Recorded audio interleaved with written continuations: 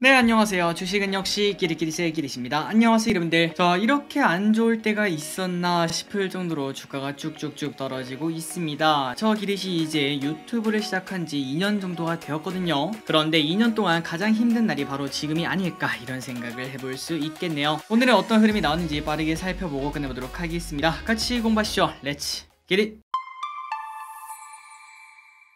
일단 오늘 코스피 2.7% 하락, 그 다음에 코스닥은 무려 4% 폭락으로 오늘 또 블랙 웬즈데이를 나타내는 걸 확인할 수 있습니다. 진짜 증시가 한치 앞도 모를 만큼 엄청나게 깜깜하다라고 말할 수 있을 것 같은데요. 그리고 오늘 코스피 상승 종목은 40 종목, 그리고 코스닥은 99 종목으로 사실상 우리 계좌에 빨간 종목이 하나라도 있으면은 야 진짜 대단하네 라는 말을 할 수 있을 정도입니다. 그래서 결국 코스피 차트는 그냥 완전 박살이 나고 있습니다. 어느덧 2343까지 내려오는 걸 확인할 수 있고요. 그리고 오늘 또 장대 음봉이 하나 박혔기 때문에 걱정은 갈수록 커져만 가고, 그 다음에 또 가장 무서운 거는 어디까지 하락할지 모른다. 이게 진짜 무서운 점이라고 볼 수 있겠죠. 아마도 지금 많은 분들이 당연히 어쩔 수 없게도 공포감을 느낄 수 있는 장이라고 생각합니다. 그리고 매동도 나빴습니다. 개인만 매수, 외국인 3200억 매도, 기관 800억 매도, 연기금 300억 매도. 다음으로 연기금 순매수이나 보도록 하겠습니다. 삼성 SDI, LG엔솔, 삼성중공업, 페노션,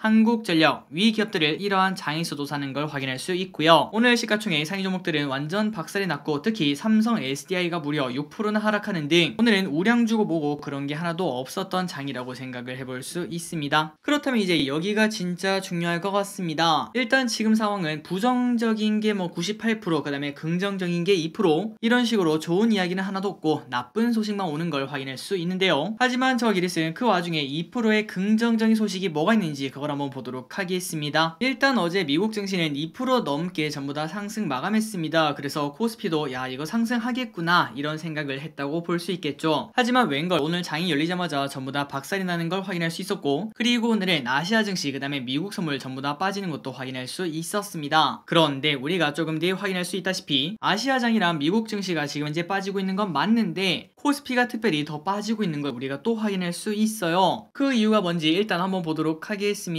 물론 다른 이야기도 충분히 해볼 수 있을 것 같습니다. 원숭이 두창 때문에 이렇게 빠지고 있다, 그 다음에 한미 금리 역전 때문에 이렇게 빠지고 있다, 혹은 북한에서 핵실험을 할 것이라서 지정학적 리스크 때문에 외국인이 이렇게 파는 거다 이런 생각을 해볼 수 있고, 그리고 그 이야기 전부 다 맞다고 볼 수 있겠죠. 그런데 그 와중에 가장 중요한 거는 결국 수급이라고 볼 수 있겠죠. 그래서 오늘 외국인이 코스피 선물을 얼마나 매도했나 봤더니 장중에는 무려 5천억이나 매도하면서 하락을 뚝뚝뚝 시킨 걸 확인할 수 있습니다. 그런데 정말 놀라운 거는 이번 주 월요일인가요? 그때도 똑같은 흐름을 나타냈죠. 열심히 매도 치다가 마지막에는 되돌리는 흐름을 나타냈습니다. 그리고 이번에도 똑같은 흐름을 나타냈고요. 그러니까 외국인은 장중 변동성을 극대화 시킨 다음에 마지막에는 선물 매도했던 거를 전부 다 다시 홀랑 가져가는 걸 확인할 수 있습니다. 그리고 그 와중에 이 부분이 조금 더 중요하다고 볼 수 있겠죠.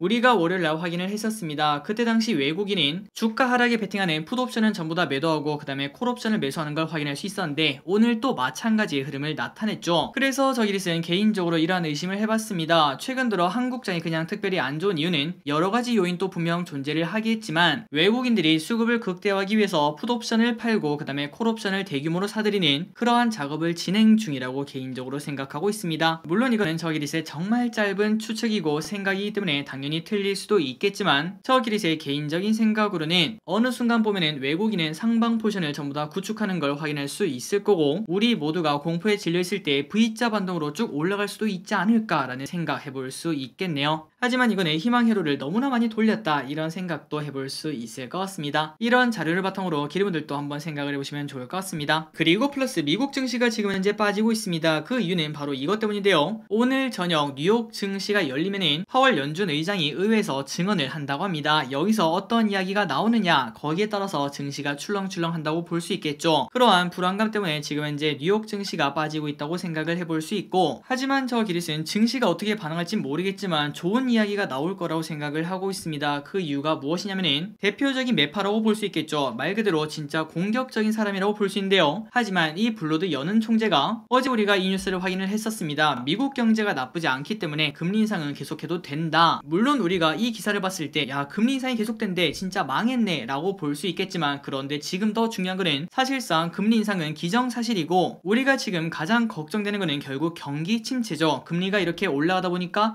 경기가 그걸 못 버티고 무너질 때 그걸 걱정하고 지금 이제 주가가 빠지고 있다고 볼 수 있는데, 그런데 블러드 여는 총재는 이렇게 금리 인상 계속해도 미국 경제가 강하기 때문에 전혀 문제가 없다 이렇게 말했습니다. 그 말인즉슨 경기 침체 안 올 수도 있다라고 생각을 해볼 수 있겠죠. 그리고 블러드가 이런 식으로 어제 말을 했기 때문에 파월도 공격적으로 말하진 않지 않을까라고 볼 수 있습니다. 꼭 오늘 저녁에 저의 생각대로 좋은 결과 있었으면 좋겠네요. 그리고 환율은 1,300원으로 진짜 미친듯이 오르고 있는 걸 확인할 수 있고, 아시아 증시는 전체적으로 하락을 했지만 코스피에 비하면은 야, 이 정도 빠지는 거는 귀엽다 귀여워 이렇게 말할 수 있겠네요. 그리고 미국 증시도 1.3% 하락으로 현재 안 좋은 흐름을 나타내고 있습니다. 오늘의 쇼핑을 보도록 하겠습니다. 개인 삼성전자 레버리지, 코덱스 200, 코스닥 레버리지, 삼성 SDI, 아모레퍼시픽, 네이버, SK이노베이션, SK하이닉스, 카카오뱅크, 카카오게임즈를 매수합니다. 그나저나 오늘 아모레퍼시픽이 무려 10% 급락에 카카오게임즈 9% 급락, 그리고 코스닥 레버리지가 무려 8%나 급락을 했다고 합니다. 진짜 끔찍한 장이었다고 볼 수 있겠네요. 그런데 그 와중에 외국인은 무엇을 샀는가? 한국항공우주, 기아,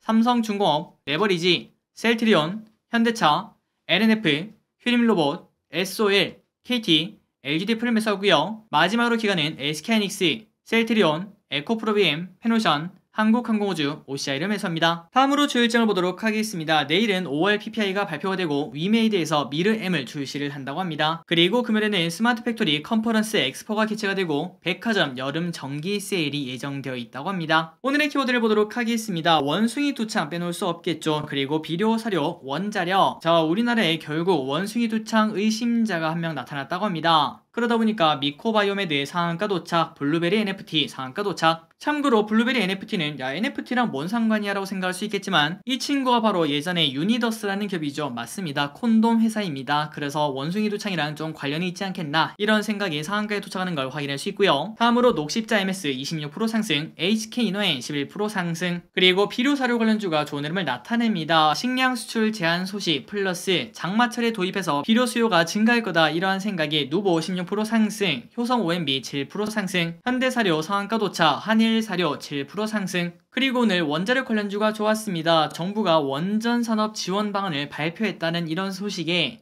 G2파워 9% 상승, 에너토크 2.4% 상승.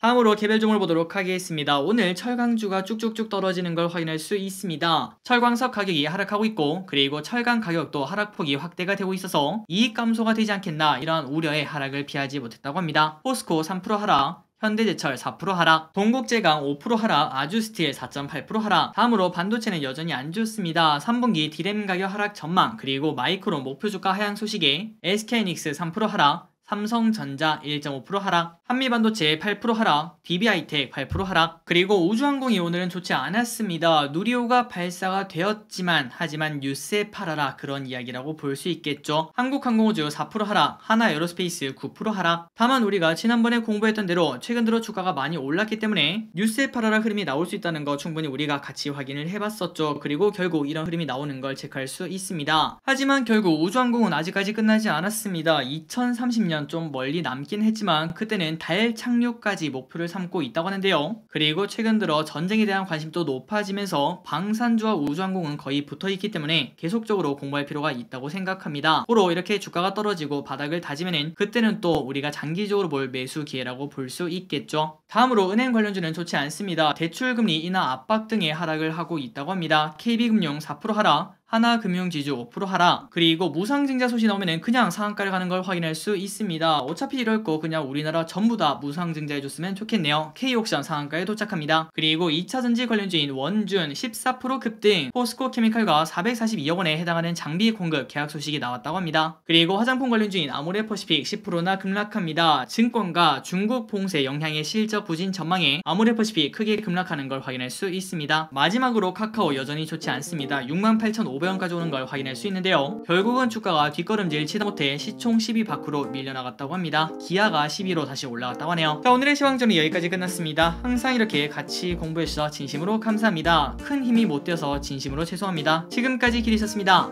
아이요.